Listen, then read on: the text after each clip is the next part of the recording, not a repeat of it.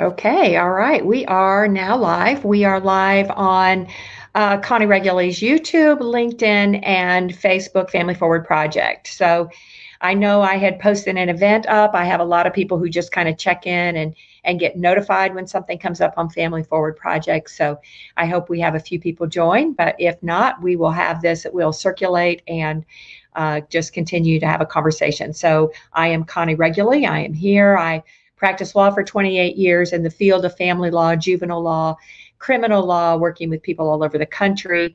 I'm not going to get into my story today because it would involve really kind of getting into the details of the retaliation, and that's not what we're here to talk about. So what I have done over the past couple years is really focus on the legal aspects in the community of protecting children and parental rights and protecting children from this very, very fast paced, ever evolving trans deception and the way it's affecting parents legally and DCS and foster care. And I have had the opportunity to get to know Jon in South Carolina, and he is really the mental health professional in this area. And so, Jon, just introduce yourself a little bit. Connie, it's a pleasure to be with you on your platform. And you do have quite the story. You've put yourself out there.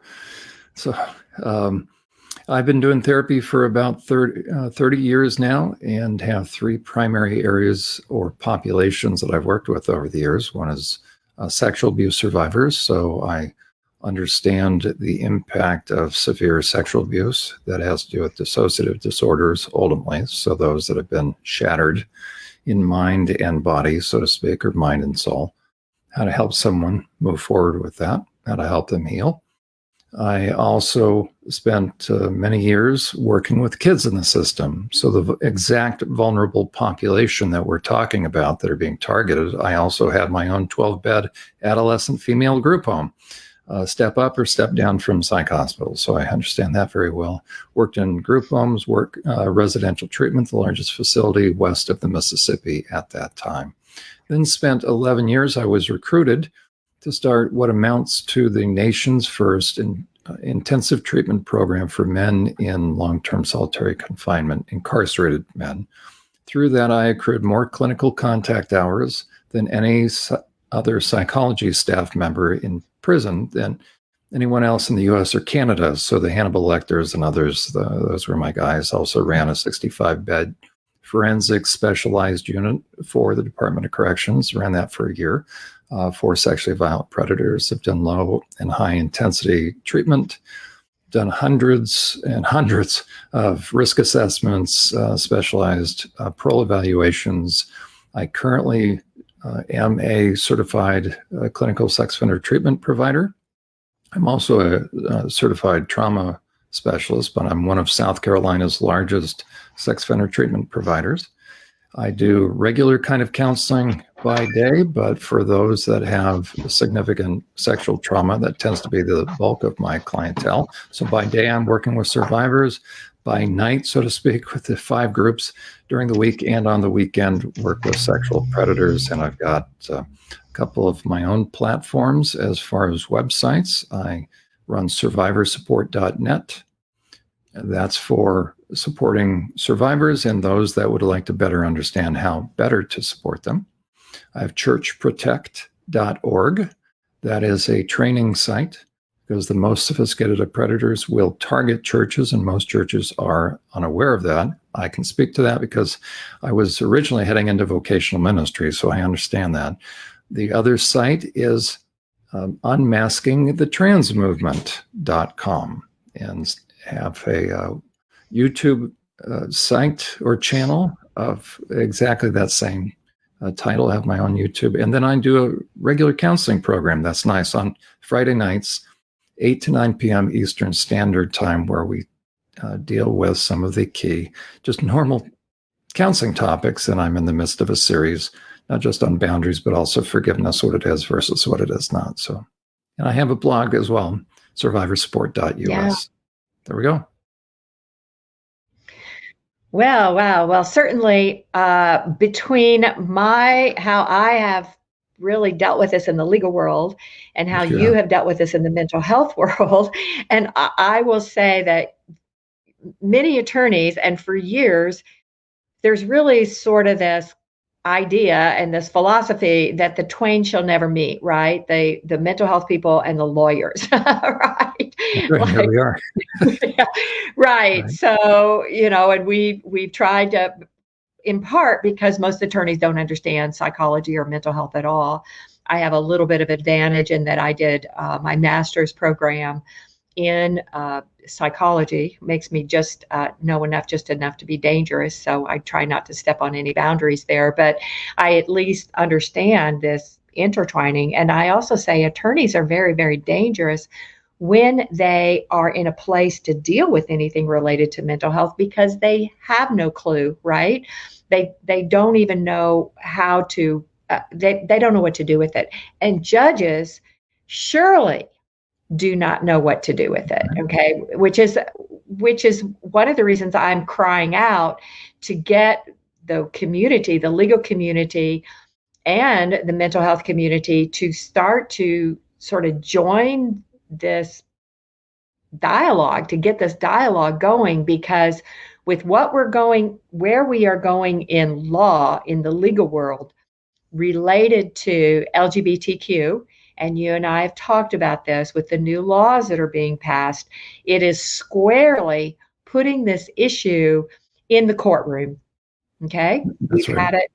We've had it in the criminal aspect, of course, in the courtroom, but now it's much more sinister. Do you agree? 100%. Connie, and it needs to be dealt with. People need to understand really what this is all about. I mean, you have a number of different people that are involved in this for different reasons. And I am very concerned. And see, so much so that I have a website, Unmasking the Trans Movement. Mm-hmm. So parents need to understand this is not going away unless we make it go away. But there needs to be legislation. But now the question is, what kind of legislation? Ultimately, we need to protect kids and families, but do so in the right way. Well, I also consider myself a bit of a historian when it comes to laws and families over the past 200 years. And I say there is hope because remember, we used to slice people's brains in halves, right? We used to do lobotomies. We did stop doing lobotomies. So hopefully if we can do this faster. We did lobotomies for 70 years. So hopefully because of platforms and because of social medias and because we can educate people and have these conversations instead of these things just slipping through the cracks and the dark shadows of night, maybe we can accelerate the corrective path. That's what I hope, and that's why I hope to have these conversations. So I want to talk a little bit. Let's just get right into the two states that have taken some very serious laws and put them in place, which is Washington, the state of Washington and the state of Hawaii. And we've looked at those. The one, and I have right in front of me here, Washington mandates LGBTQ curriculum in K through 12 schools. And then we had previously shared the law that passed in Hawaii. It just takes my breath away. I hardly know what to do with it. Well, it's a child trafficking law. Yeah. So that's all this is. Yeah. So tell me, so I'm going to say from a legal aspect, this is a little bit about what I see. And then I want you to just jump right in there and talk about from the perversion, the sexual perversion aspect of what you see happening here. So from a legal perspective, we are taking away a parent's right to know what is being discussed in school and from protecting their children from narratives being pushed in school that are contrary to what their beliefs are, whether they are religious beliefs or whether they are just conservative value beliefs generally about male and female, and wanting to protect their child from being inundated with misinformation, basically. So from a legal perspective, I am terrified for parental rights. And I've also seen it. I've seen that there are now cases, there's Texas particularly and Montana, where there have been custody cases on this issue, where a case in Texas, a father did not want his child transitioned to a female, and this was a young child, like 8 or 9 years old. And he was actually denied all rights of custody of the child because the mother agreed to the gender transition. In the state of Montana, this father and stepmother found out that a young teen was being transitioned through school, and they disagreed with it and they fought it. And the judge took custody away from them and sent the child to Canada to her biological mother, who had already had problems at being a mother, and cut off her United States parents. And now they're completely, they have no idea what's going on, and they don't even know what the laws are in Canada, which, knowing that Canada, bad. It's even more liberal, it's going to be very dangerous. So I see that from a legal perspective. And so talk to people about the danger that you see from a mental health perspective and from the sexual perversion. There we go. And Connie, again, thank you for the work that you do. People need to understand you've put your money where your mouth is. You've put yourself on the line defending kids. The best way for parents to understand what the trans movement, or what I call the trans deception, is all about is to understand that there's been brainwashing. There's no other way to put it. We're going to call it, I call it unduly influencing, but this entire narrative, the fact that we're talking about any of this, has come about through a man-made effort. This is man-made. 20 years ago, this didn't exist. Prior to the year 2005, and everybody really needs to let this sink in, because I'm going to sound like is it Aesop's fable? The Emperor's New Clothes. Mm-hmm. Okay, so I'm that little kid saying, hey, as the king is parading through the town, because the tailor was such a grand schemer, that the tailor of the king convinced the king that the king was now wearing special clothing that bright individuals could see, and he is now decked out in what amounts to gold. But meanwhile, the tailor played a little trick on the king, and the king was naked. So you had this incredible con job played upon the king, and of course, everyone went along with it. And I think the crux of the story is the king decides to parade his new outfit, his new suit, down the main boulevard, and the crowds gather on both sides, and everyone's applauding the new suit, which happened to be the birthday suit of the king. But everybody's strutting. The king doesn't know, he's literally strutting his stuff. But there was a young boy that hadn't been so influenced by the social contagion and by all the scripts, hadn't been online on social media, and this little kid looks out, and he's out from the crowd comes this little voice, Mommy, why is the king naked? And the spell started to wear off. That is the trans deception. So I can tell people definitively, because I've been doing this for 30 years, meaning think of the populations that I've worked with, survivors of sexual abuse, the most severe cases of kids that are going to be put in group homes, or the highest level of care, which would be residential treatment. Kids are sent away. There's an on-ground school. They never get off that compound or the grounds. Okay. And then I've worked with sexual predators for 15 years. And I can assure people that prior to the year 2005, there was no such thing as trans. This has been 20 years of brainwashing. And so without pornography and its influence, and those that have been pushing pornography, and what do sexual predators use to groom kids? Sexualized things. You have to begin to dumb down a child's intuition and normalize that which shouldn't be normalized prior to puberty. And you're going to begin to override or cross boundaries and inhibitions. You have to disinhibit a child, or if you're a predator, you run the risk of going to prison. I mean, you run an ever-increasing risk, meaning a predator has one of two ways to get at a kid, to molest or rape a child. You either hold a gun to the child, you're the snatch and grab kind of rapist, but quite frankly, that's very few. Mm-hmm. The majority of pedophiles are very sophisticated. And what do I mean by that?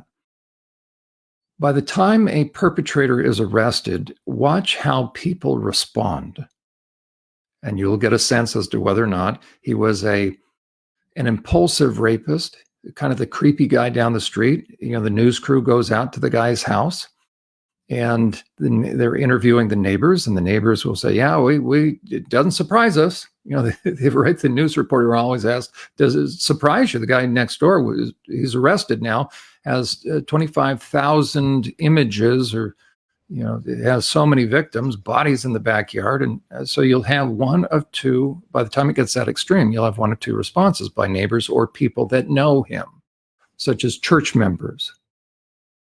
And they'll say, no, we always knew there was something creepy about the guy, but like church members or others, they'll say, well, no, I still can't believe, I cannot believe it, right?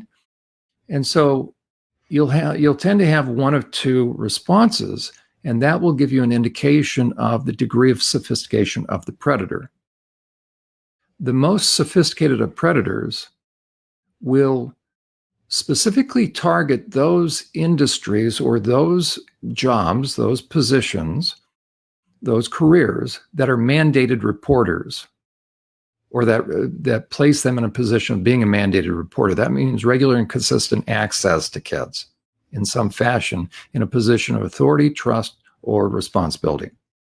So here's a random list of mandated reporters: teachers, therapists, any mental health professional, police officers, doctors, coaches, so anybody in youth athletics, scoutmasters. If anybody's familiar with what's happened with the U.S. Boy Scouts, I think it's 83,000 victims. Wow. 83,000. And the question is this: how did that happen? Yeah. Right? People missed the red flags. Why? Because predators are that good. The most sophisticated know how to fake it. Why? Because they are sexual psychopaths. Let me define that. There's two kinds of psychopaths. I'm also trained in the Hare Psychopathy Checklist. The Department of Corrections flew out Dr. Robert Hare. There were a handful of us that were selected for that training. I was one of those. So I'm certified in the Hare Psychopathy Checklist. That means I can do forensic assessments of psychopathy. The PCLR or Hare Psychopathy Checklist is gold standard of forensic assessments for psychopaths. I know them like the back of my hand. Okay. So the most sophisticated of sexual predators are psychopaths. Well, I should say, to be perping on a kid, you're already morphing into a psychopath. A psychopath is a predator. They are different now by nature. What do I mean by that? Everything about them, including their brains, how their brains operate, are changing. Once somebody ends up with a psychopathic brain, it's not coming back. Now, the question is it nature, nurture? Is it genetics? Is it cognitive, the structures within the brain? It's all those a little bit.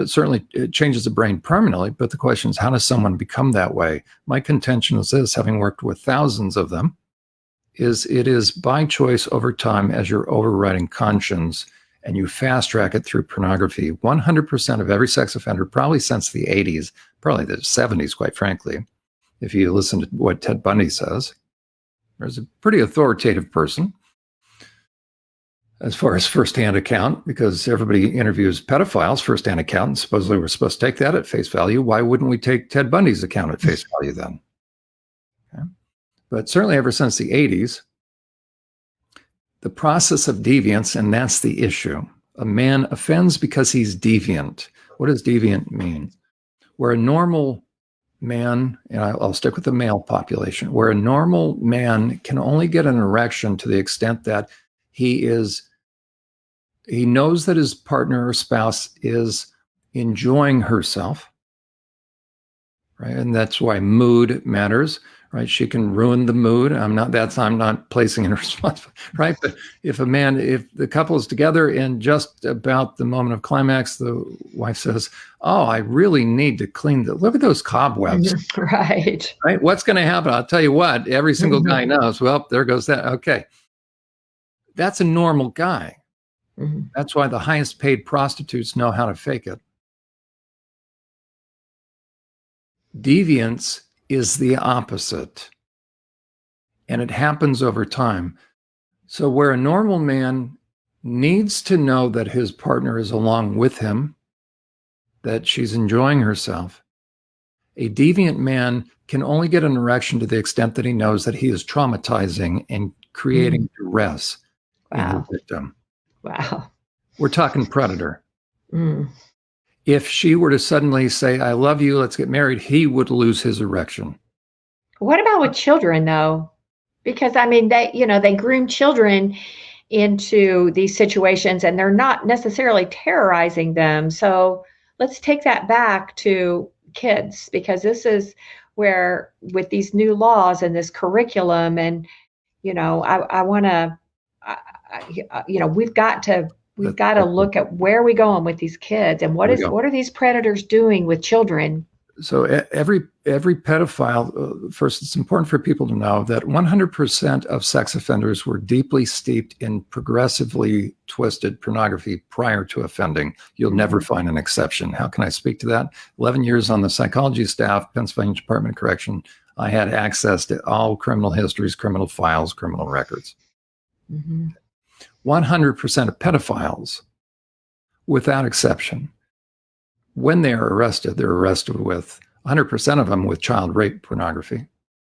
About 98% include the dissemination or distribution of that same material. So it's inevitably you're going to find that anybody that's arrested for child rape pornography is also spreading it around. So it's not just, I mean, and this is such a dark topic. I'm just gonna pray over us here to, have some cleansing. But, child pornography, what is that? I mean, I don't want to get us banned from any type of social media platform. So, but what you're saying, what I hear you saying, it is not just pictures of a child without clothes on. It's actually photographs, images, videos of violence against children. Absolutely, including inserting things into the child in every orifice. Wow. Because a psychopath, and this will transition into then, like, people are probably saying, "Jon, I don't want to." Well, you know what? You need to understand this, because I'll tell you what, this is behind the trans deception, and I'll connect all the dots. I will connect the dots, and hopefully this, if we still have listeners listening or viewers, right, this is what's going to energize you, because you have to understand pedophiles have created for themselves the perfect avenue to access kids, and I'll prove it. So if people are not as energized as I am, it's either because they don't understand, which I totally understand. Yeah, and now these laws in these states that are mandating LGBTQ curriculum, which God knows whatever that is. I don't even know what it is. I mean, what are they? Okay, please tell me. Please tell me. Grooming material. If any of the men currently in my 5 sex offender treatment groups, I am one of the largest providers of sex offender treatment in the community-based treatment in South Carolina. Let me repeat it. I'm one of the largest. I've been doing this for 15 years. I'm certified in the hair psychopathy checklist. Okay. So as someone who currently works with sex offenders, tomorrow I've got my 3 groups. I've already done 2 this week. Okay.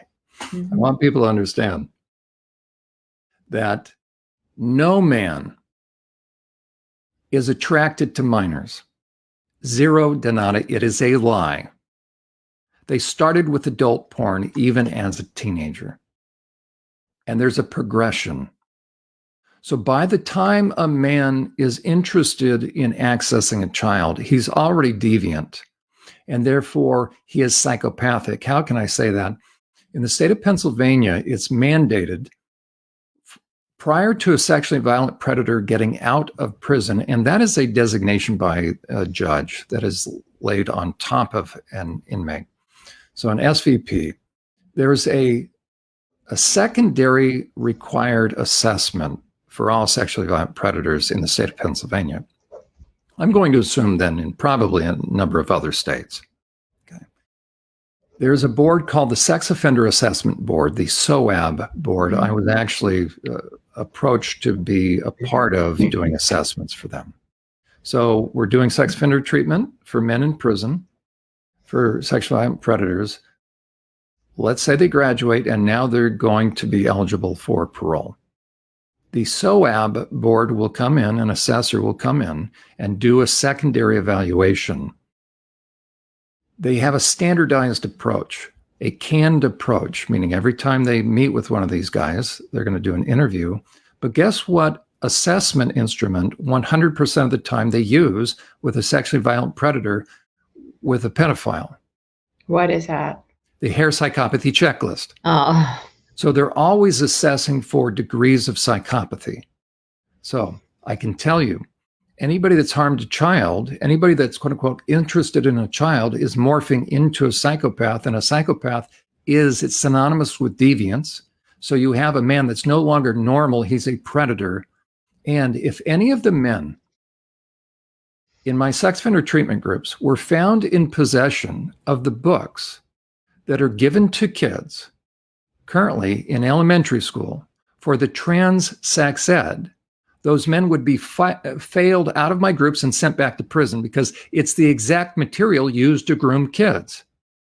Oh. So we are now codifying the process by which sexual grooming material is put into the hands of kids. And the only reason nobody's being arrested is the perps are smart enough to know they can't put photographs. So what do? They draw in details the exact photographs that they'd be arrested for the distribution of child pornography and for child exploitation.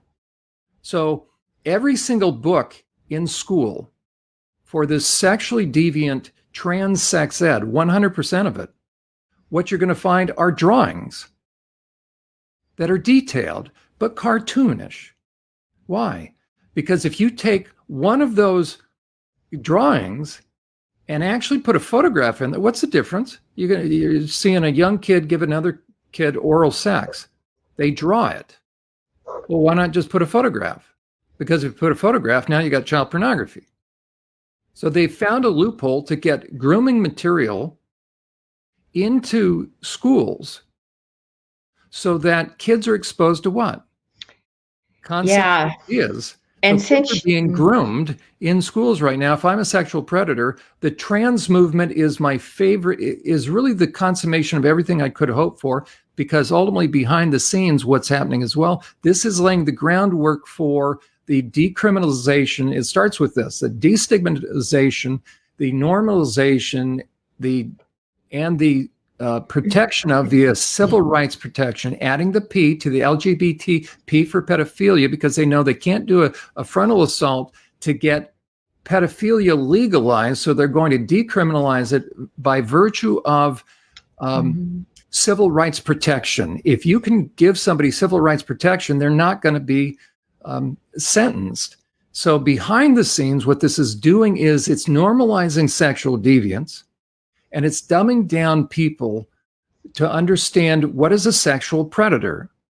Sexual predators, the vast majority of them, are not the snatch and grab freakish guy. The more deviant a man becomes, the more sexually deviant a man becomes, people need to understand this. He either will become more impulsive, and I have a chart, as a matter of fact, on my YouTube channel, I just published a part 3 of a current series I'm doing on assessing sexual deviance. So they can go on there and see what I'm working through. I'm developing a chart. People need to understand that the vast majority of sexual predators, so sexual deviants and predators are the same, it's synonymous. So the majority of sexual predators, especially the sophisticated ones, end up looking more normal the more deviant they become. That's why they get elected and put into office and they create Epstein Island.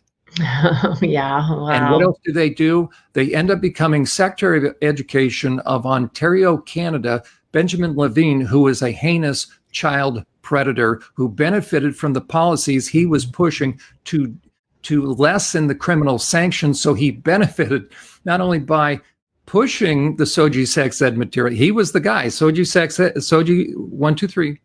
He did it. He was a pedophile, and he got it once he was busted. None of his academic friends, by the way, distanced themselves from him. So, well, yeah. And so as we put this in the schools, I mean, I'm just visualizing next step is a deviant teacher actually right there in the classroom 100%. who is teaching this could move to touching, right? I mean, well, because especially if you have to have a girl with a little packer, that's a fake little penis that's put in her pants.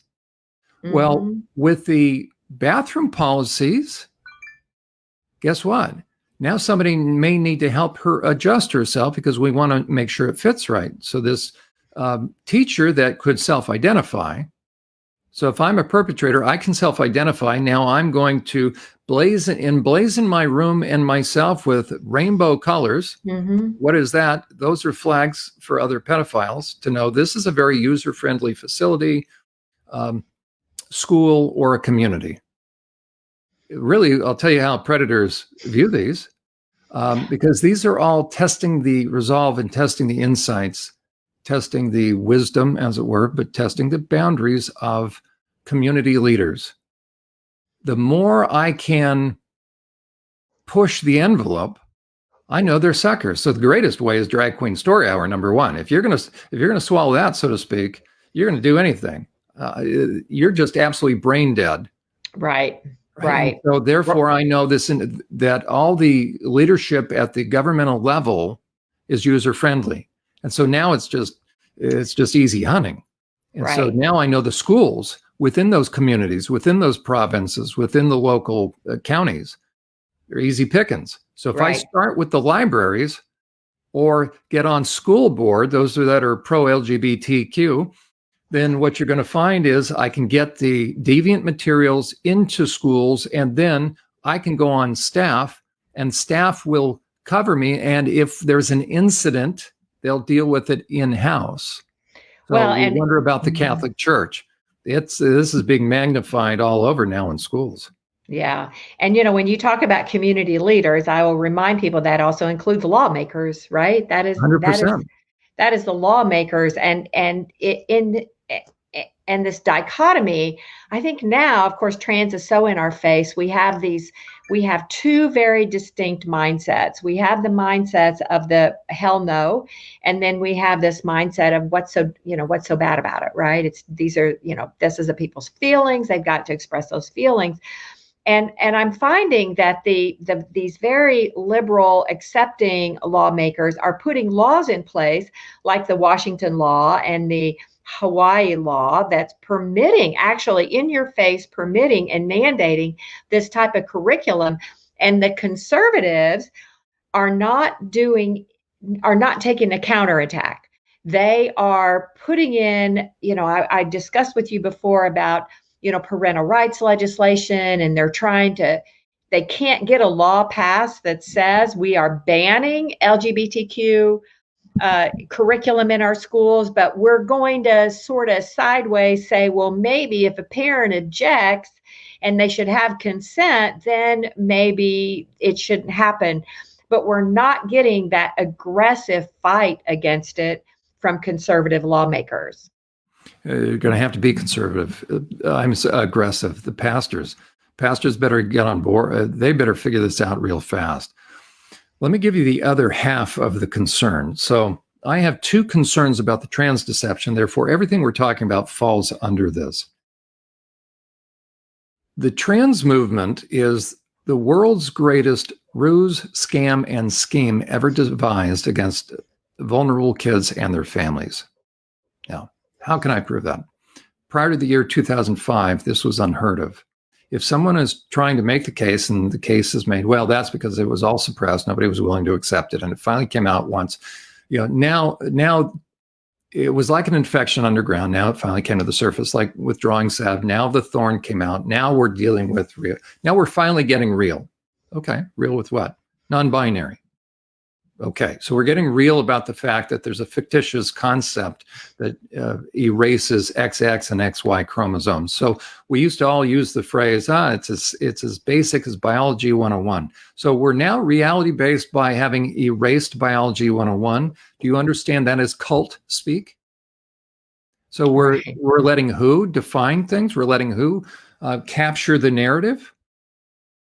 What you have with the trans deception is this. Prior to the year 2005, this never existed. Jon, how can you say it? I've been in the field since 1992 and worked with the exact population that are being targeted, especially by the Trevor Project, which, if anybody is familiar with Sam Brinton, he was the deviant guy for the Biden administration, the Undersecretary of Energy, dealing with spent nuclear waste. Now we should really be concerned, talk about bribing, or in a position to be compromised.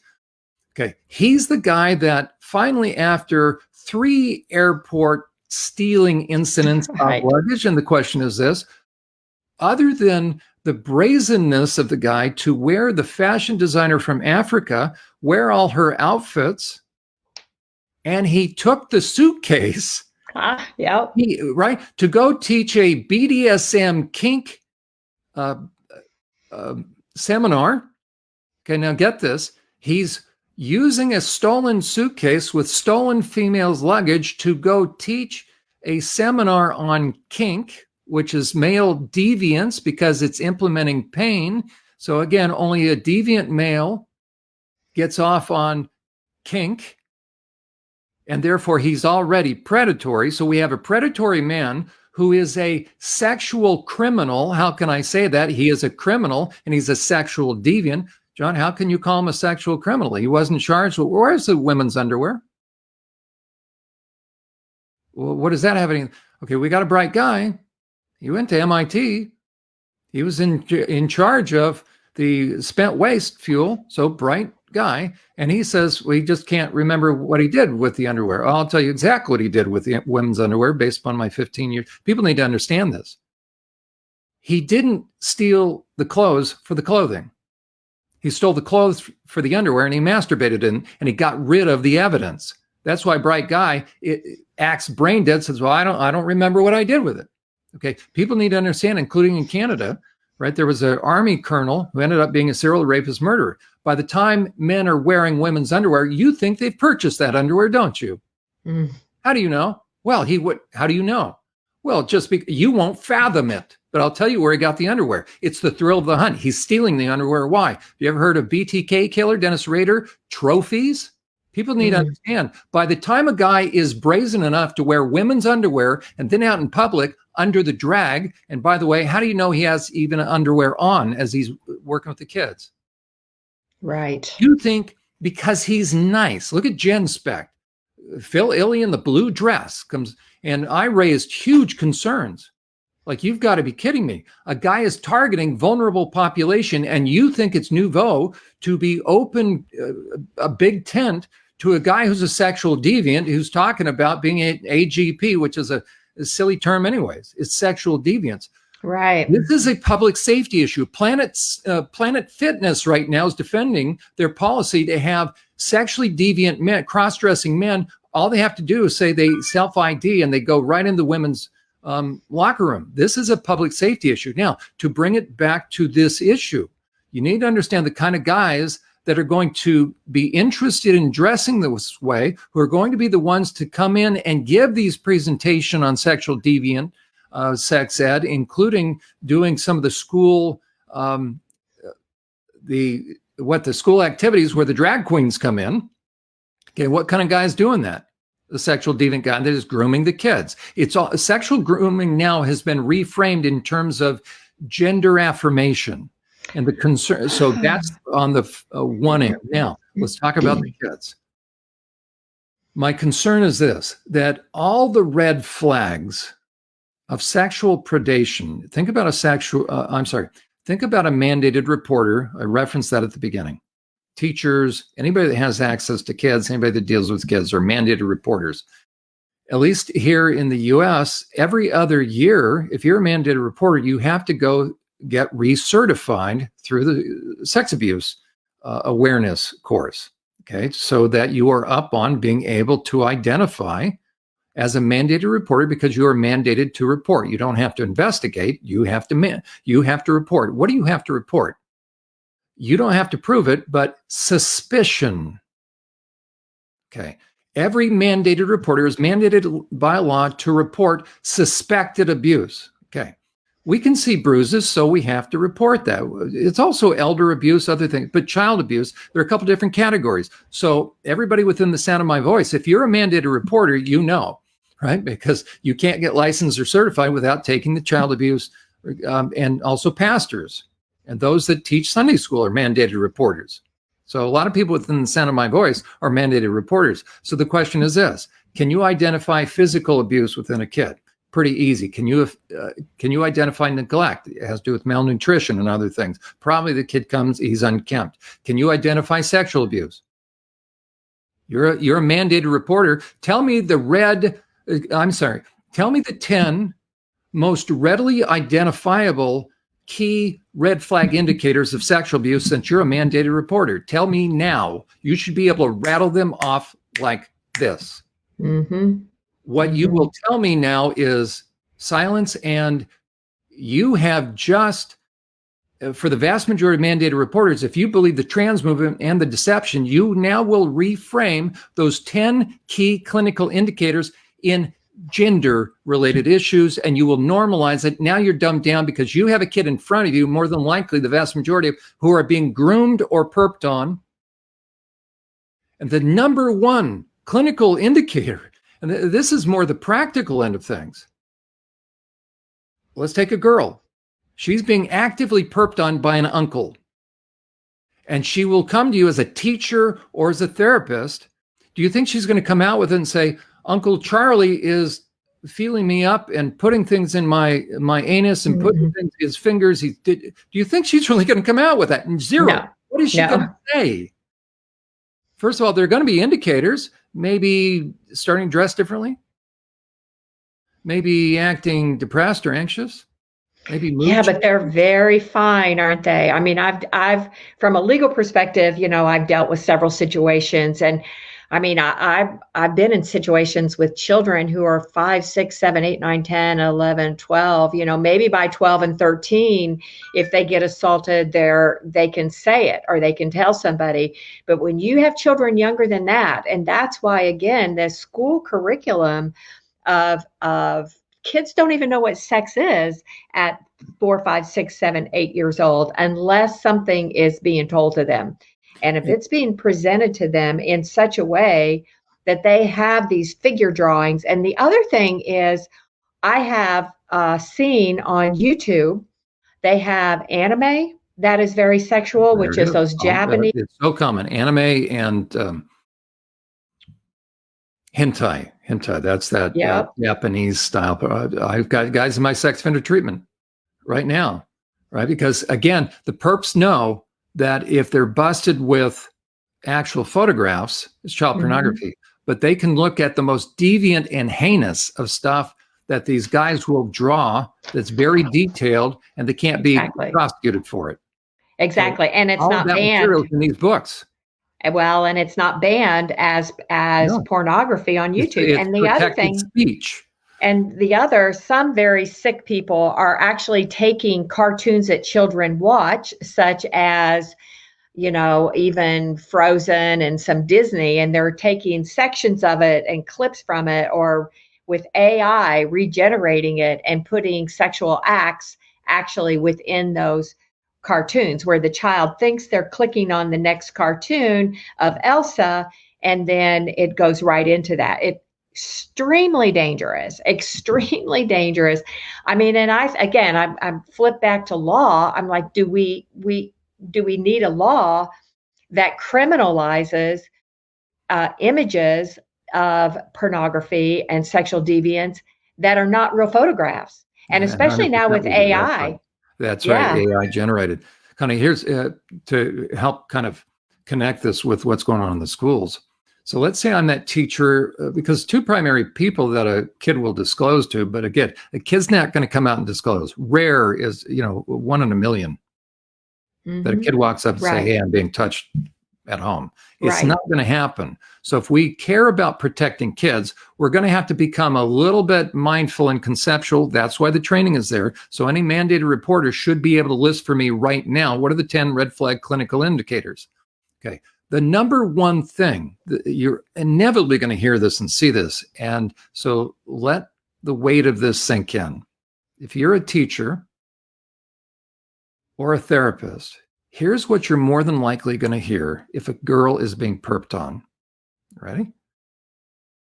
I hate being a girl. I wish I was a boy. Oh my gosh. Oh my gosh. Now, Wow. if you're in a province, if you're in a county, if you're in a state that has said that the therapist cannot ask a follow-up question because that might be quote unquote anti-conversion therapy. At that moment, the kid has said the magic word. And therefore, what is a therapist supposed to do? We're going to fast track off to gender services, meaning what? We're going to have them sit in front of a therapist who's a gender therapist. There's no such thing, by the way, who has a mindset, who has a bent, who has an agenda to get a kid on wrong sex, cross-sex hormones. Now we're going to sterilize the kid. And the trans deception is this. Parents need to understand this. So it starts with what? The gateway. What's the gateway? Gateway porn. In this case, it's gateway drawings.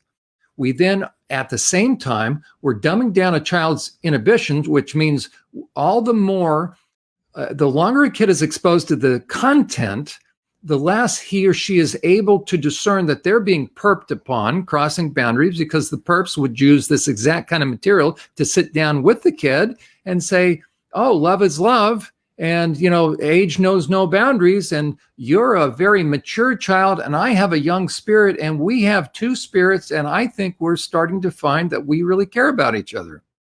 Okay. So we have the sexual predation going on. And now a child's sexuality is becoming confused. And virtually all of those kids that end up being fast-tracked, dumped out onto a surgeon's gurney have these things in common. They've been sexually perpetrated or violated, so their boundaries have been all screwed up. They are autistic, so they have a difficult time with their intuition. What is intuition? The reality testing mechanism for what? Boundaries and discerning reality, what is or isn't true. So all you need to do with that kid is say there's not two genders and not two sexes, not X, X, X, Y. And now a kid will believe it. They're much more concrete.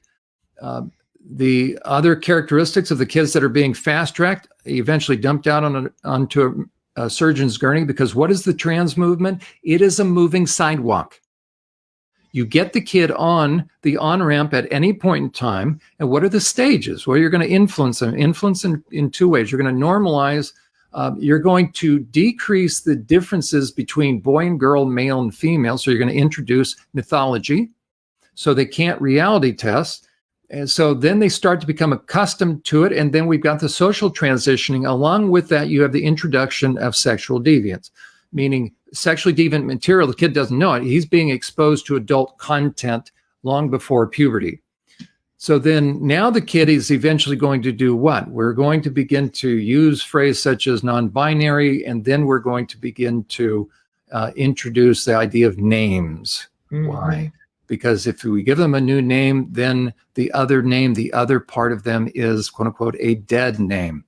Why is it that within the trans movement, when you go online, inevitably, whether Facebook, Twitter, these other Reddit, whatever, you're going to have these subgroups about DID, dissociative identity disorder. Where did that come from?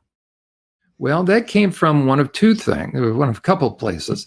But what is DID? It is always the result of profound sexual abuse. That we used to call it multiple personality disorder. Mm-hmm. When a child is being perped on profoundly, so you can have, and grooming will always increase. And the smarter a perp is, there'll be about 6 different approaches he will take eventually to achieve perpetrating on the child for over an extended period of time, then ensuring and eventually securing silence. Yeah, for The sure. child being perped on and eventually becoming silent. The smarter the perp is, you're going to play mind games like a cult leader.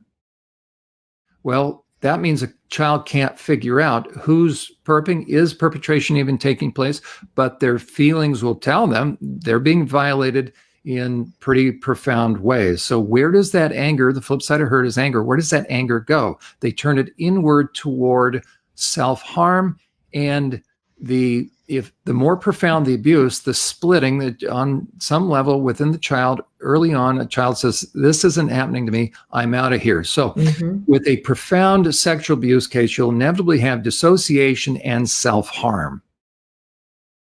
Why is it within the trans movement, with the more profound cases of the kids that eventually go on to get their breasts sliced off, or boys that are castrated, that get into what? Sissy porn. Why is it that inevitably you will have DID, or dissociative identity disorder, talked about?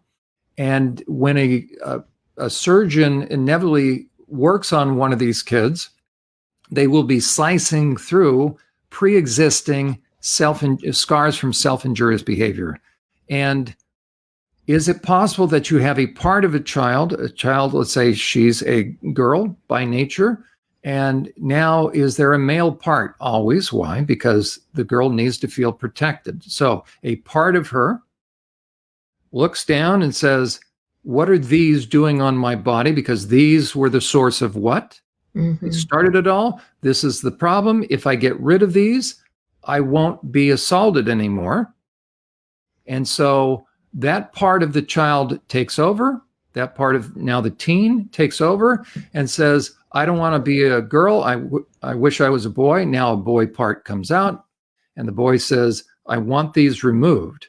And what happens at age 16, 17, 18, 19, 20, and all of a sudden, after the aftermath of this and the buyer's the thrill of it, supposedly, buyer's remorse, and let's say that other part of them comes out and looks, and now their breasts are gone.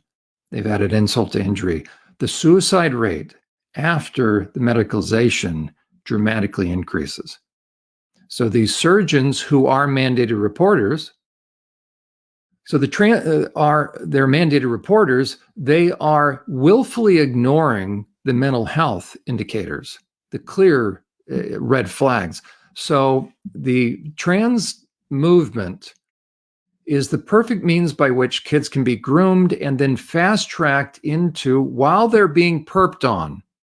So it attracts and it covers for perpetrators. Also, that's why you're seeing what are called furries involved, because furries are big mascot-like suits that cover 100% of identities. And I learned about that through some of the more sophisticated and heinous pedophiles in the Pennsylvania Department of Corrections doing time, and they were in sex offender treatment.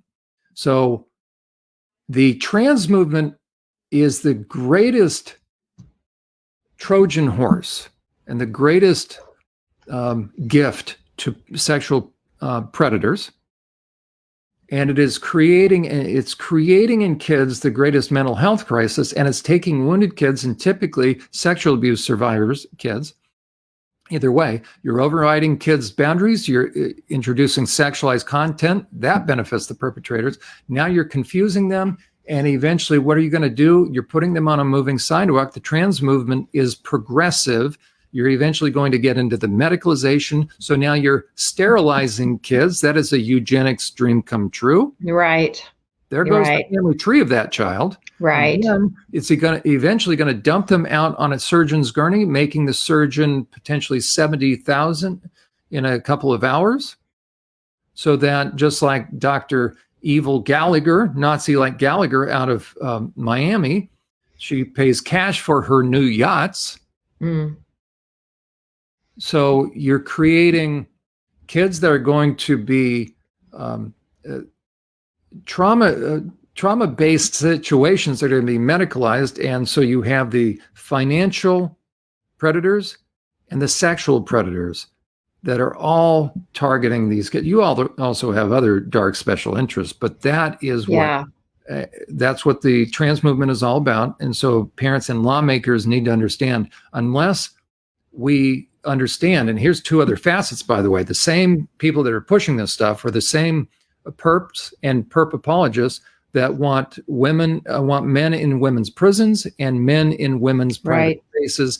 The reason they want on sports teams is not for the medals. They get to access what? Before and after. They access the locker rooms and showers. Look at what Riley Gaines and her teammates were subjected to. And they take their cell phones in, they're taking photographs and videos and uploading them on the dark web. This is a predator. The trans movement is a financial and sexual predator's dream come true, all at the expense of these kids. Hey, I want to you mentioned furries, and I want to ask you a few more questions about that, because I know there was a particular very small county school system where they had this sort of this epidemic of furries for a little while. And I mean, it was pretty bad. And one of the state legislators spoke out about it, and then all of a sudden she was criticized. So let's spend a little bit of time, because these kids in the school and what's seeping into the schools and all of this very aberrant behavior. What do you know about, and where did this furries thing even come from? There we go. Furries originated out of Pittsburgh, Pennsylvania. Has close ties to, apparently, I interviewed the guy that wrote the book on it. I wrote the foreword. Okay. Apparently close ties to organized crime as well in its origins. Okay, so what is a furry? I had never heard of a furry until conducting sex offender treatment in the Pennsylvania Department of Corrections. Doing a specialized evaluation, a guy was going to be getting out, but it was clear this guy was still as deviant as all get out. He graduated from somebody else's group. Okay, so I'm doing a parole psych eval, but because he was a sexually violent predator, I'm doing his eval. And it was clear to me the guy had been faking it, the term fake it to make it. So we have an unregenerate, unchanged, just more sophisticated pedophile. He's going out. Okay, so I thought, well, I might as well pump him for information. So he's a sexual psychopath. And so you play to their ego. Mm-hmm. So that's why a 3-hour interview. If I'm an academic, I spent 8 years with Geneva College, so I understand academics. I was an adjunct prof. But if your full-time job is an academic and you're an academic researcher that is a sexologist, and you're going to get definitive information from pedophiles, what? You're going to do the lengthy process to be able to interview them for 3 hours, and you think you're getting firsthand data that can be, that your methodology is reliable, and you've just been played because you don't know they practiced on you for parole, and they want you to come up with certain findings so that you influence public opinion, public policy, legislation, and judicial decisions and sentence structures. You've been played. And therefore, now we all believe, well, pedophiles, somehow they must have been hurt people, and they are attracted to kids at the same age they themselves are perpetrated upon, and it's a lie. Mm. How do we come to find that out? Well, researchers researching what? Well, sex offenders. Okay, where they have access to them? 3 hours, sitting down. 3 hours. I had years. So this is the danger of this. Ask the question again, Connie. My apologies. Gosh, I'm so passionate. Well, I just saw, and as we are watching we're watching schools and kids, and we want to, and what's happening with the law, and what's with the furries. Okay, so here's the furries in a nutshell. Furries are big mascot-like costumes. So you see a sporting event, you've got the mascot. You go to Disneyland and you've got the characters. Right. That's what a furry is. Okay, it's a costume. So you have a group. They call it a fandom. So you have this loosely associated group, just like Trekkies. Okay, we have people that are in Star Trek or Star Wars. Mm-hmm. Well, people that are really into that, what do they end up doing? Well, their whole world revolves around this, and eventually those that are into it the most, and adults, it's almost like delayed adolescence, right? What do they do? Well, they buy suits. And the Star Wars guys you got adult men that are dressing as stormtroopers. Well, where do they go? They eventually get together in conferences. And where are those? Those are big hotels. Mm-hmm. So descending upon a hotel are a bunch of stormtroopers, and they play in their stunted adolescence instead of helping shut-ins or whatnot fix their homes and stuff. True volunteer work. We've got these very myopic, but okay. So we got a bunch of people that are into Star Trek or into okay. Now picture people wearing animal costumes. Mm-hmm. And by their own research, which, okay, what kind of furry research do we have? But even if you have Furpedia, Wicca Furpedia, there's a thing out there called Wicca Furpedia. Okay. Well, if deviants are going to be doing research on deviants, it's going to be biased anyways. Whatever findings you have, it's going to be dumbed down. It's like if you research how many men are into pornography, not every man is going to admit. So whatever number you get, you can increase the reality of it. So 90% of all men access porn. Well, guess what? You're talking about 98% because the people that you were interviewing weren't quite sure if you're going to share that information or identify a husband. Mm-hmm. Okay, that's just the reality of it. Right. Okay, so we've got furries. And they ask, what kind of pornography do the furries access? 98% of the men admitted that they access, quote unquote, anthropomorphic porn. Okay, let me tell you what that is. Bestiality. And they have reframed bestiality. Now we have a new term for it called zoophilia. Right. Well, what is zoophilia or a zoophile or a zoo? Okay, what is that? Bestiality. Well, how do you get bestiality? Now think about this. I'm not going to fault Disney, but maybe we should. We've got the Fox and the Hound. We've got, think about how many animated Disney films have animals like Robin Hood, I forget, right? Where the characters are all the animals. But then eventually the animals will fall in love. Mm-hmm. Yeah, right. Mm-hmm. Right. I'm trying to remember a lot of the different ones. Fox right. Lady and the Tramp. There we go. Okay. And they're in Paris. And remember, they're both sucking on the same little strand of spaghetti. Right. And it's all cute. And right. Okay. Now, what might a deviant man do? And you just nailed it, right, with Tangled. Well, let's say with animals. Well, what could be more harmless? So we're online. We're going to start drawing. And online, do you know who your kid's interacting with? No, it's just, they're interacting with a friend. And they're drawing little pictures. And before you know it, what kind of character do you identify with? Well, I think I'm kind of sly, so I like the fox, or I'm aggressive. I'm a bear, or I'm a leopard. And so, maybe we're going to draw ourselves. And before you know it, we're a boy, and then we're morphing into my favorite animal. And so before you know it, or a girl, Cheetah the cat. Okay. Well, Cheetah falls in love with who? Oh, another. And so in the furry fandom, what you're going to see is there is an overlap online. And you have a lot of cross between human characteristics, body shapes, with breasts, with exaggerated breasts, right, and animals. And what do you find? Do you think a deviant guy can create pornography where a female teen girl that looks like a cheetah is being gang raped by a bunch of cheetah guys with genitalia? Yeah. Absolutely. So that's on the animated end. And then it's under the auspices of furries. So while a kid is being groomed online by perpetrators with anthropomorphic stuff, they're understanding the idea of furries. All somebody has to do is Google, or forget Google, but Bing or whatever. Here it is: deviant furry art. And you tell me. So now at these conferences, a perpetrator can actually hide. So a perpetrator gets one of these suits and puts on a hood. And what they said is this, Ms. Julie, it's unbelievable. Parents will protect their kids everywhere else, stranger danger, but you put on a costume and a hood. So who's in that? True. Yeah. And they will hand their kids to us.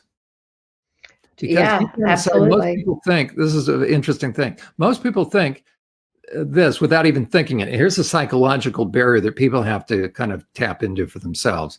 Well, okay, John, I know these deviant guys are heinous and all that, but without knowing it, this is what most adults think, that there's a certain line beyond which, oh, come on, even the most deviant of sex offenders, they would never stoop so low as to put on women's underwear or put on a furry. Come on, certainly. Even they have more. Okay.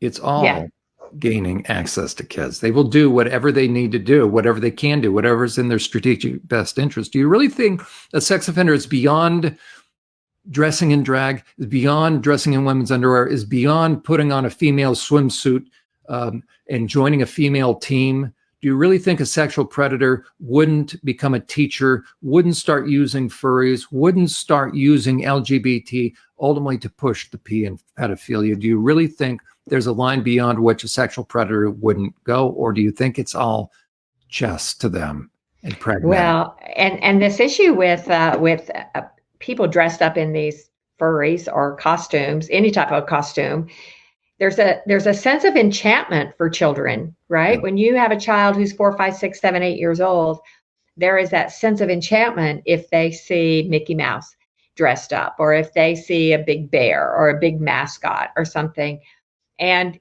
parents encourage it, right? Like, oh, go look, oh, there's Mickey, oh, I mean, it's just bringing this in. So these teenagers that are bringing this furry, whatever you call it, this fantasy, right? They call them personas. This persona into these schools. Where's that coming in from them? Are they getting that from social media? From they're getting it online, but typically what you're going to find is then there's more than like an LGBTQ after school safe space club. So where do the two meet, so to speak? Why? Okay, LGBTQ stuff and furries. What do they think about? Who's pushing it? Financial or sexual predators. Mm-hmm. They'll take any tack, any avenue to begin to groom. What is grooming? I'm just working you little by little because I know what I want. You don't know what I want. Now it's just, how am I going to get what I want? The smarter I am, the more I'm going to the more I know the first thing I have to do is groom the parents into believing I'm a nice guy. Why? Because then they're going to trust me.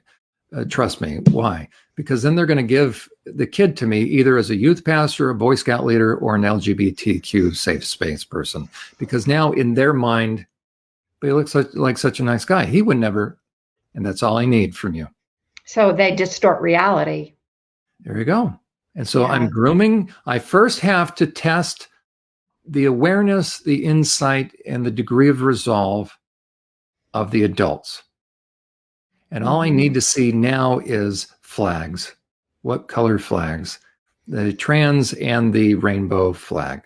Because I know that you're not going to believe what's right in front of your face. Because I'm going to take grooming material and I'm going to hand it to a kid, and you think it's wonderful because now I'm helping affirm a child. Right. You're my most useful idiot, and I love you. And that's why I smile. Well, you'll reframe all my actions. It'll be, well, I know what it looks like, but it's not that. So the parents' responsibility in this, and in Tennessee and Kentucky last year, they passed laws outlawing gender transition hormones for minors.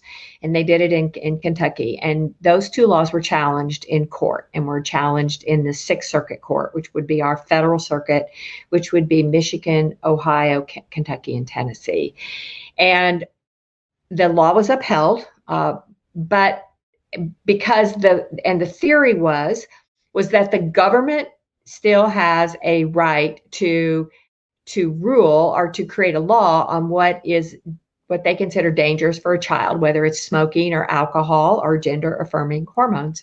Okay. On the other side, though, so there's 3 judges that sit on a panel, and the third judge wrote a very, very, very strong dissenting opinion on parental rights. And when this opinion came out, I started talking immediately about it, because I knew there was going to be this very strong argument between parental rights and the government controlling treatment. So step back now and talk about parents of children who are 4, 5, 6, 7, 8, 9, 10 years old who now say they are somehow they're transitioning their gender. I can't even imagine at that age that they could even think that as a child. So what is happening there? You got one of about 3 issues. One is you either have a gravely naive parent who's being influenced. So you're a predator's best friend. You're a financial predator's best friend or a sexual predator's best friend because you can't see how I'm using I'm manipulating you. If I'm a surgeon who wants money, but it's also, you've got a number of special interests, meaning who would benefit from taking a boy and confusing them and the parents and eventually, quote unquote, turning them into a girl, which you don't. By the way, you can't create a vagina in a boy. All you create forever is an open wound. That's why on Jazz Jennings, there's a now pretty famous clip of the mother. Jazz is what? Jazz is college age now. So we have this weird family enmeshment, highly dysfunctional, highly toxic. And the mother has this applicator. It's really something to keep the wound open. So for a boy, the boy's going to have his penis and testicles eradicated. So we're castrating a kid, and then we're drilling a hole into this kid. It's a vagina. Okay. Forget this bottom surgery crap. We need to be precise. So for boys, what they call bottom surgery is castration, and now we're drilling a fake vagina, either we're going to take the skin of the penis and invert it, or we're going to take part of their colon or part of their GI tract. Oh, that's wonderful. For what? Because these kids by that time are what? They're gender confused. So they're already, and inevitably you're going to hear this, by the way. I've listened to hundreds of these stories of the detransitioners, the kids that have come out of this, the young adults, like Chloe Cole and others that are suing, and Kaiser Permanente, and helping to speak to lawmakers. And without exception, what you will hear is the kids will say this: well, I knew I was bisexual by the age of 10. Okay. Again, think about a mandated reporter, what they should be able to identify. No kid left to themselves, just leave them alone, let kids be kids, and you will find that a kid will never have a sexualized thought until natural hormones kick in. That's at about adolescence. Right. Okay. That's when you start to notice, instead of boys and girls just playing with each other, all of a sudden for the first time now it's like, oh, I'm starting to notice something. And the very first ones, boys or girls, they feel a little awkward because nobody else in their peer group views the other opposite sex as kind of attractive. So we all know about the awkwardness of adolescence. When you take a kid and you hear that long before the natural change, through hormones, puberty, if they had sexualized thoughts, that has to come from the outside. That means somebody's been influencing them. That's just being aware of sexuality. If you then have a kid talk about, well, I knew I was sexually active, or how about this? I knew I was bisexual. Now you're taking normal sexuality, you're introducing that, you're creating it much more hyper to where they would talk about, I knew I was sexually, right? If you say, I knew I was a bisexual, that presupposes they're already somehow engaged in something. And so the question is, who's engaging the kid? Well, somebody of their same gender. They're being perped on. So all these kids, without exception, all the detransitioners will say, I knew I was bisexual by the age of 10. So what you're telling me is that virtually 100% of the kids that are being sucked into the trans movement are sexual abuse survivors. They've been groomed. So you're taking a vulnerable population who doesn't have intuition now, and they're susceptible to being manipulated. And you can have a financial psychopath, we call them predators, we call Bernie Madoff with everybody's money.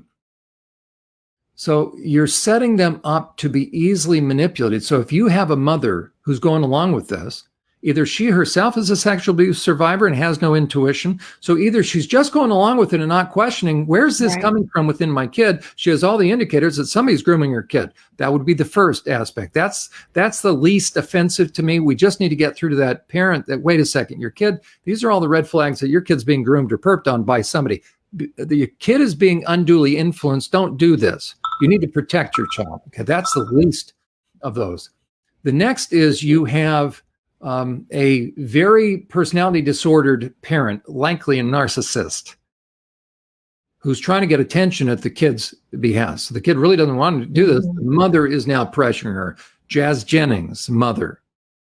Okay, it's very classic. The majority of what's going on for those kids that are being transitioned early, it's either the schools and the parents don't know what to do. So somebody's unduly influencing. The parents now are just like, I don't know.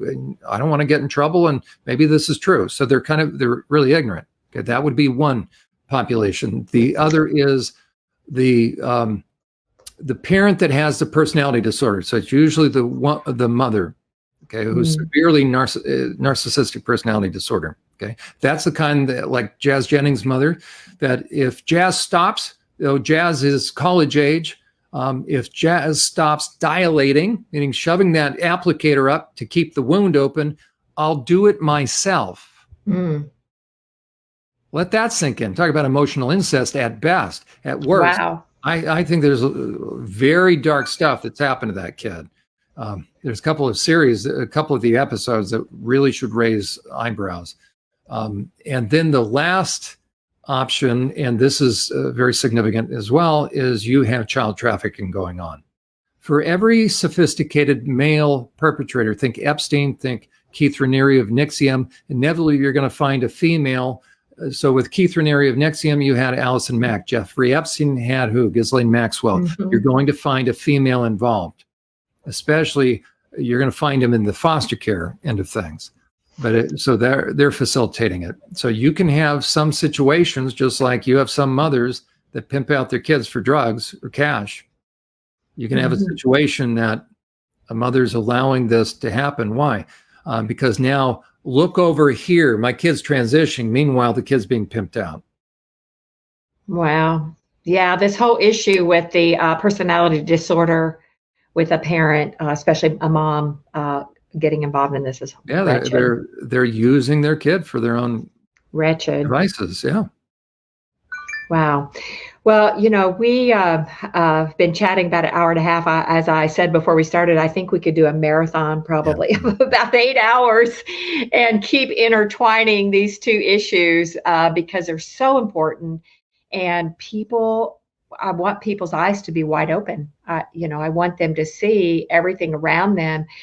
This issue that you talked about earlier, again, I've seen kids and had domestic cases and divorces where there have been allegations and false allegations and all kinds of confusion about whether or not there is sexual abuse of a young child. And this comment that you made earlier about a very small child saying, I hate being a girl. I wish I was a boy. And or if they say anything at all, right? Because it's so hard. So Connie, let me connect one additional dot. People need to understand this. And it's happening in Canada. It's happening in the Netherlands.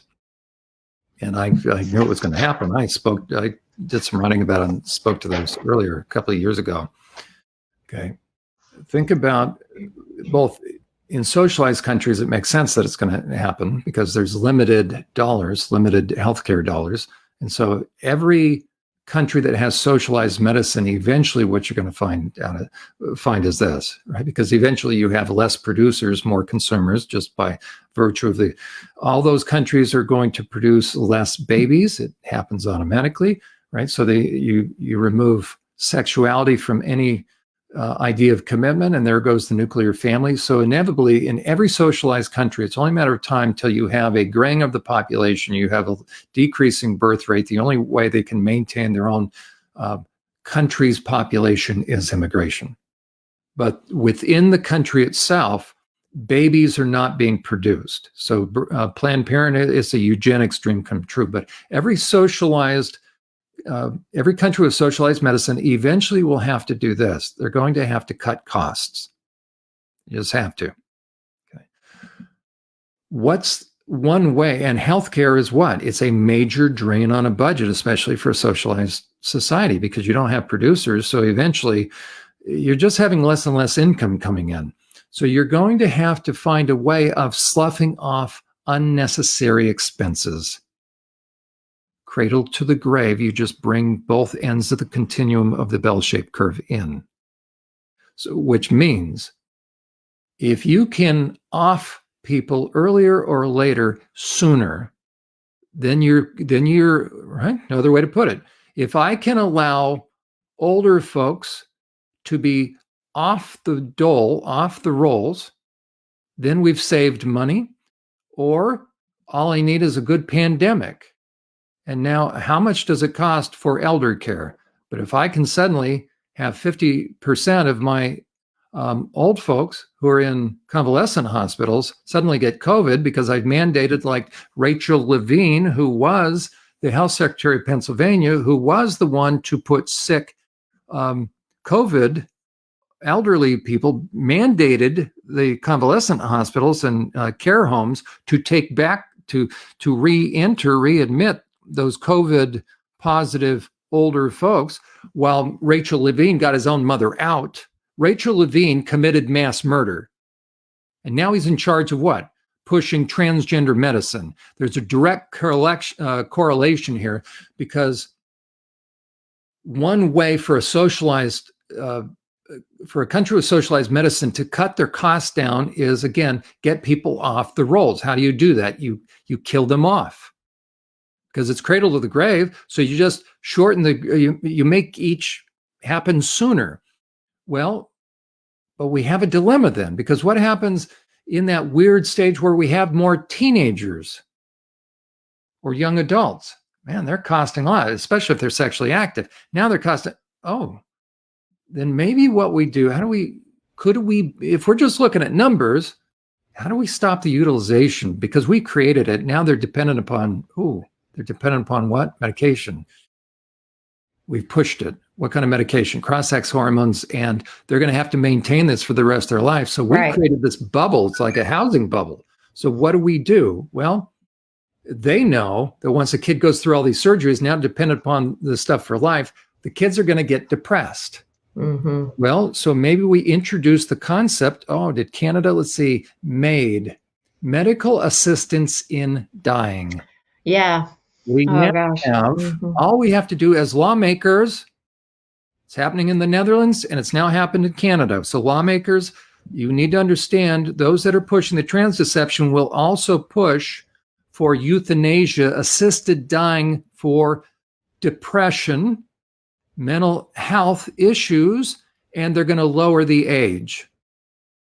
Now you have offed those kids that are the primary users, because we're going to say this, it's compassionate. They are mature adults. They're able to have bodily autonomy, be overseeing their own health care.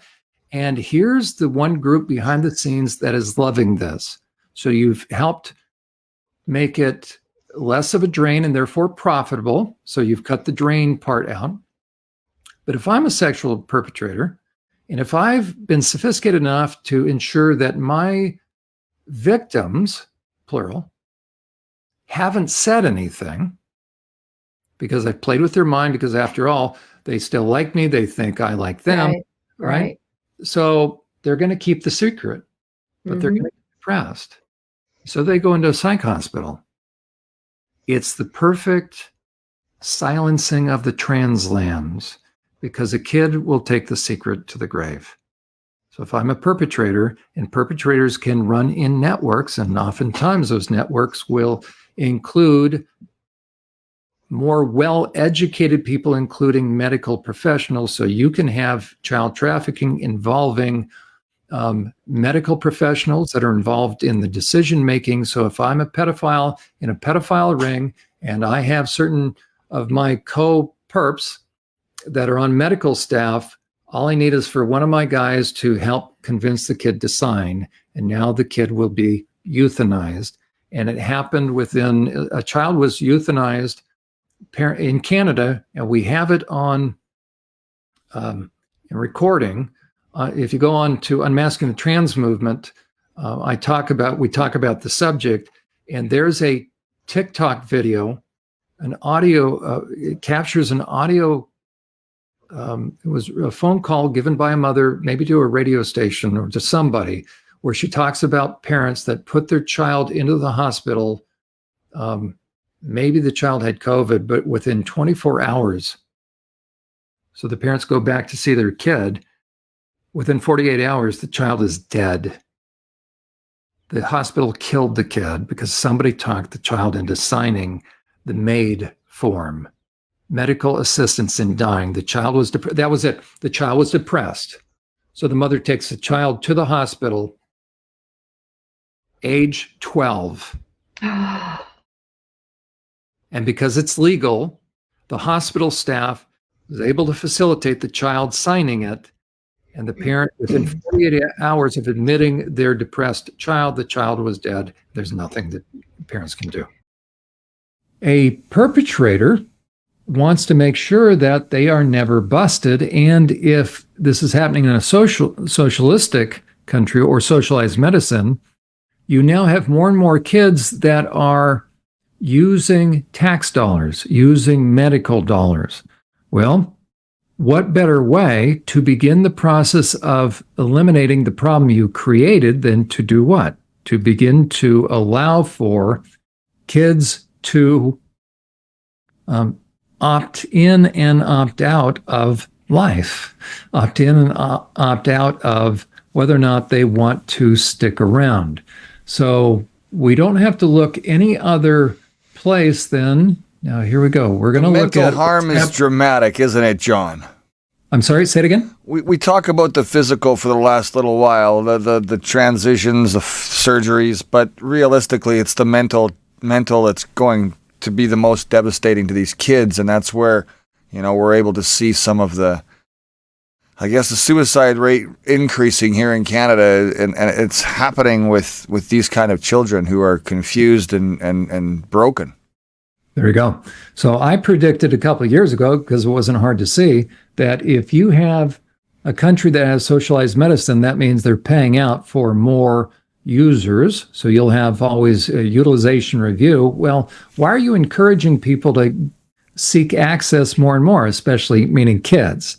That means you're having a tidal wave of kids that are going to continue to draw upon the system. So from a government funding perspective, as well as, let's say kids have been perped on, you want to keep them quiet. So what's the perfect fit for both of those? What's the perfect answer? You then eventually allow them to just fade away. Now, how would you cause them to fade away? So anytime you see a country that has implemented euthanasia, inevitably what you're going to find is they continue to widen the bell-shaped curve, or they, cradle to the grave. So look at what has happened in the Netherlands. You see that they started to broaden the criteria, or they allowed for other populations, and eventually, what do you have in the Netherlands? Now it covers children of all ages from 0 to 12. What do we see in the trans movement? What do we hear? We hear this term floated, bodily autonomy. And so before we know it, it seems as though kids can make their own independent medical decisions. So eventually, what has happened in Canada? We've had a push for euthanasia. And what has now happened? We've had what's called dying with dignity. And look at the term, mature minors. Yeah. So you're seeing bodily autonomy and the term mature minors. Isn't that interesting? If we ask these same people, are kids mature enough to smoke? No. Are they mature enough to drink? No. But okay, what do we mean by mature minors? Oh, whether or not they want to choose to die. So they start to expand these categories So let's say I'm a sexual predator. I'm not, but let's say I've perped on a kid. What kind of behaviors will we see in a kid? You'll see potentially 9 red flag key clinical indicators, all of which now are reframed as gender related issues that should concern people.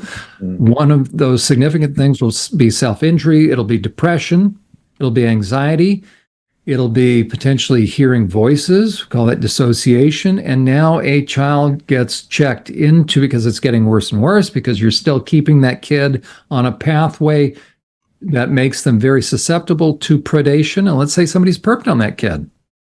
The kid now becomes depressed, and the child says, I don't want to live anymore. Well, if you can't begin to inquire of that child, where did this start?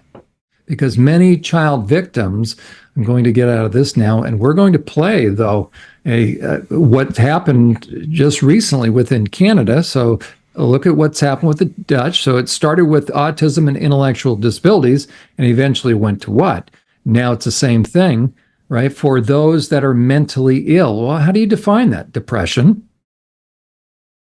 So eventually, the parents are then removed, because once a child is put into the hospital, let's say for depression, let's say they come home and say, Mom, I'm going to kill myself. So now a parent doesn't know what to do. A parent takes the child to the hospital. And Brad, you brought to my attention an audio TikTok, right out of TikTok. Yeah. And we're going to listen to this because this is real. This is not fabricated. And this recently happened within the past 6 months, probably. That's right. Brad, if I sense the timing of this. So Canadian parents, U.S. parents across Western Europe, please understand this is what could happen to you and your child. I get on a Zoom call with Jamie, Sally, and a bunch of people. And Jamie told us last week that she was in a health food store to get some supplements like right by her place. She lives in Edmonton. And she said the owner kind of looked a little bit distraught. And she knows her, like because she's been there enough. And she goes, yeah, everything okay? You okay today? And she goes, oh, I'm sorry. I've just had a really bad day. And she said, well, what's going on? She goes, I had a mother and a 10-year-old son come in today. And she goes, I could see that they were upset. And I could see the mother had been crying. And so I went up to her and said, hey, are you okay? And are you okay? And she told her what happened. So get this one. I'm going to change the thing. I'm going to run out of time. This girl was 13 years old. Her daughter was 13 years old, and she was sick, and they were having troubles figuring out what was wrong, and they finally discovered that she had cancer. So she had to go to the Stollery and stay there and start treatment. So the mom and the dad took her and got her all settled and everything, and then they were just going to run out for an hour and just get her some stuff. She needed some stuff. So they popped out, came back. Within that hour, the evil pieces of garbage, doctors and nurses at the Stollery convinced this 13-year-old daughter, this 13-year-old girl to kill herself with MAID. And she signed a paper saying she wanted MAID, and they killed her 2 days later. So this was the day before the mother had come in the day after her daughter had been murdered, and there was nothing they could do. They couldn't stop it because the little girl signed it. This was in Edmonton, freaking Alberta. Trudeau, there's a special place in hell for that man. I take that back. There's a special place in hell for that reptile because he's not human. He's completely devoid of a soul. It's sickening. My advice to all parents is to keep your kids the hell away from any hospital in this country. I mean, certainly in this province, but in this country, like, this is beyond comprehension. So, and I'll tell you something else. If you do, I mean, I wouldn't have left my kid. We've never left our kids alone in a hospital, but, whatever. I don't know what the deal was. I don't know the entire story, right? But it's sick. We had a friend over for dinner last night, and he was saying that he showed us an article from the CBC, and they actually posted an article saying that they're going to save like 125 million or some, like a massively huge number on healthcare every year with MAID. So we'll just kill everybody as opposed to, treating them. And they're treating, like, they're killing anybody. It happens fast. Like, if they make a decision, like I say, this little girl was killed in 2 days.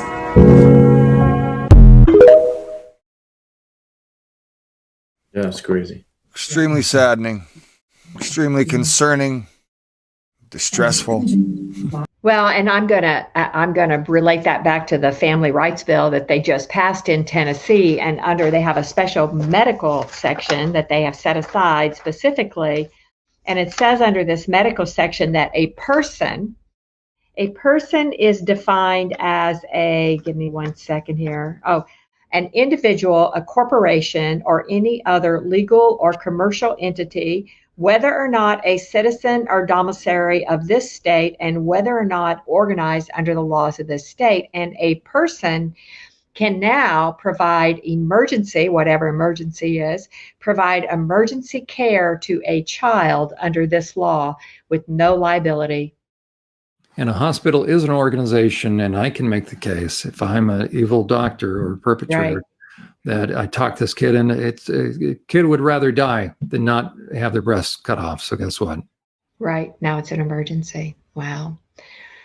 Oh my goodness. If I were writing a very dark movie script about some futuristic world, this would be it. This would be it. So now that we've shaken everybody to the core, I think we will wrap it up, but we certainly need to keep putting this message out there and keep bringing this back to kids and what are parents going to do. So I'm going to say goodbye for now. Okay, let me quickly though, Connie, here's what a parent can do. Parents, help your kids understand basic biology. Stick with the chromosomes, right? There's no middle sex thing. Intersex is very, very, very rare, okay? The other is help a child understand, and parents need to know that the way you help a child's self-esteem, therapists need to know it, everybody needs to know it. It used to be common knowledge in the field, which is the way to help a child's self-esteem is to help them feel competent at something, feel good about themselves. So help them pursue their passions and interests, get them off of social media, get them involved in activities, help them feel good about something. There used to be a song by Billy Joel, "Don't Go Changing the Color of Your Hair." I'm not going to sing, right? But it used to be, "Don't go changing for me. I love you just the way you are." Now the message is, we have to eradicate you, your old dead self. We have to eradicate you to help you accept yourself. Right. No, you accept yourself just the way you are. That's how you help a child's self-esteem, not teach them that they have to change and cut off body parts to go find themselves. And therefore, they'll be pharmaceutical clients and patients and customers for life. That's not freedom.